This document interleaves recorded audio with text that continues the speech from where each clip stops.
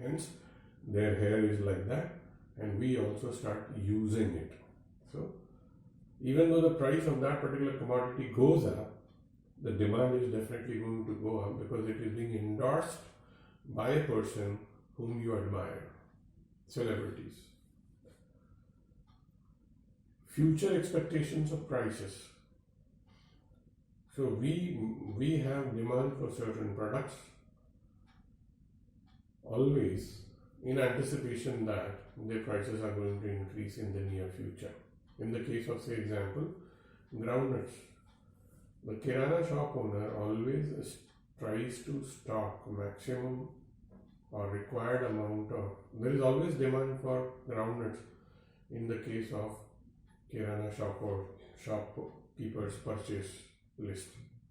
He'll always buy that. Why? Because he always believes that the prices of this particular commodity is definitely going to go up. So hence we need to take stock of that. We need to have a lot of stock of that, and hence there is going to be demand.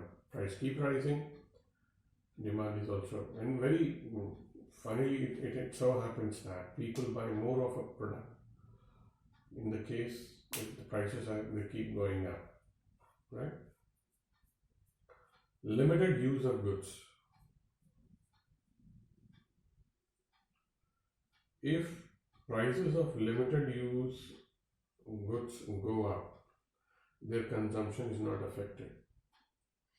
Even though you might be using, say, for a limited purpose, right? You might be using certain products for a limited purpose, say Vicks Vapor Up. You use it for a limited purpose, but still there is demand. Why? We may not use it when we are required. We may buy it because, we may not buy because we will be using Vicks Vapor Up. We may buy Vicks Vapor Up because we anticipate that we might be requiring it for a limited purpose. So hence to have a bottle of Vicks Vapor Up. Even though the price of that particular bottle, it keeps on going, right? So limited use of goods also have no effect because of law of demand. Goods with no substitutes. Petrol has no substitute, and hence there is always going to be demand. Life-saving drugs, they don't have substitutes, there's going to be demand. Indian Railways, they don't have substitute, railways don't have substitute, then definitely they are going to have demand. Now we are going to talk about market demand. Now what is demand? Market demand. Market demand is the total demand of goods and services. Single I'm talking about. Total demand of a product or a service from all sections of the society at a given point of time at a given price. Say for example, what is the market demand for, say, sugar at a certain price from all sections of the society? That is what we call it as market demand. Price is fixed, and against that price, irrespective of the type of consumers or customers, what is the total demand for sugar at that price, at that point of time, is what we call it as market demand. Now, what is market? Market is a place where buyers and sellers meet to sell or buy the products and services at a mutually agreed upon price. The word important here is mutually agreed upon price. That is what we call it as market. It's a place where buyers and sellers meet to sell and buy products or services at a mutually agreed upon price. Now, what is elasticity of demand?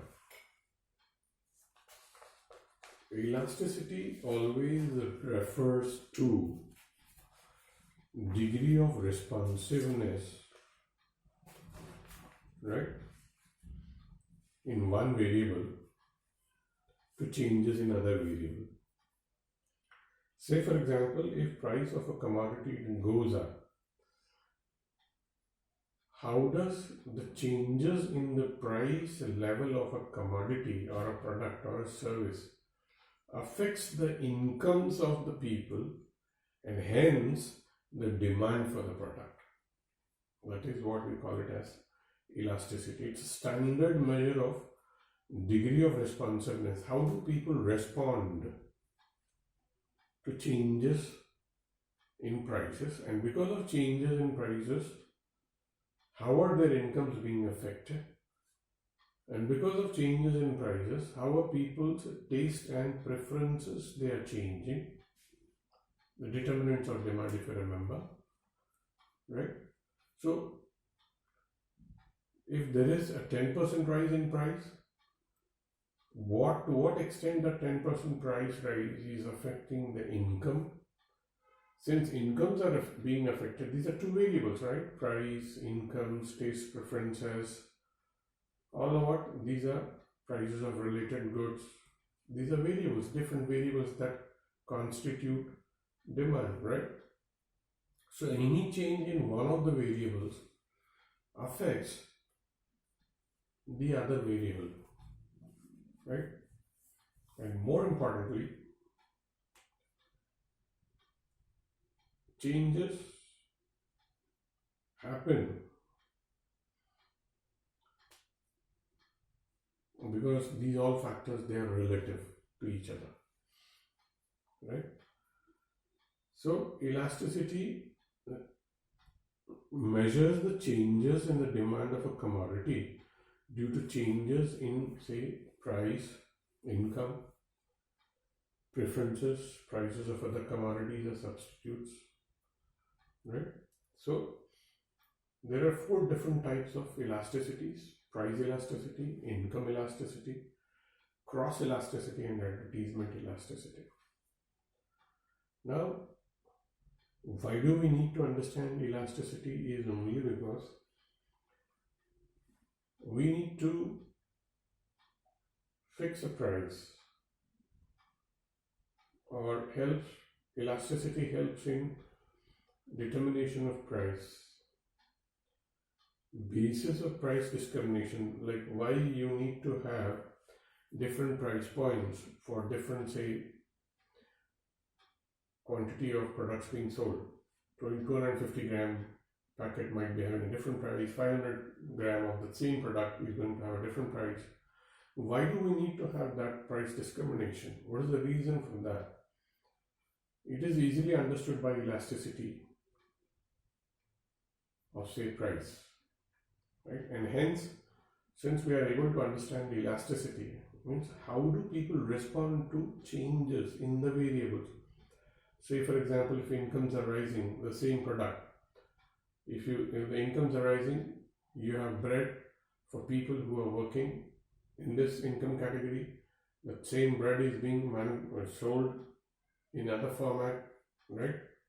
So you call it as brown bread, you call it as organic bread, you call it as handmade bread, right? Or not oven baked bread, without yeast bread. So depending upon the income elasticity, because of changes in the income, changes in demand also you see.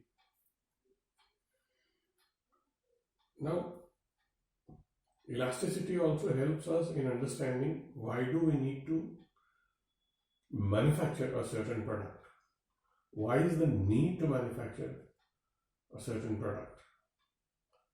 So because of this elasticity, because of these changes that you can measure, which are measurable, because of the changes in the responsiveness, how much it is being affected, how much it is changing, by what percentage it is changing, it helps us in understanding the production.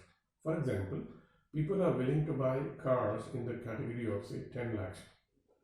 So what will happen if we increase the price, or what will happen, say for example, if the customers who are willing to buy 10 lakh car, they would want their car to be customized, or they would want their car to be having this color or that color.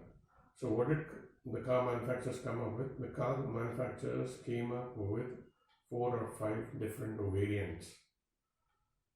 Now, because of the variants, if you see, you might be having latent demand for that product. People will say, oh no, we have 5 or 6 variants for this product, so it's better to buy that particular product. And that is how market leader in passenger vehicles, that is Maruti Suzuki, could capture the market, right?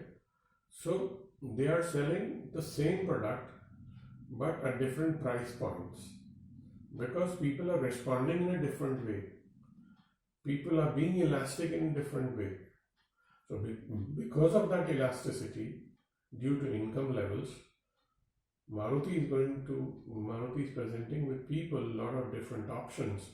Now, since there are different options, people are buying more of Maruti products, and hence it is market leader in that particular category. I hope and pray that you have understood what exactly is demand.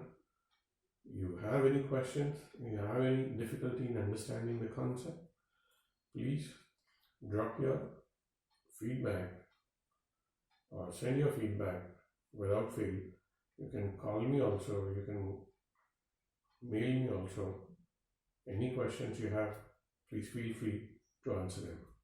That's all for now. Thank you. Take care.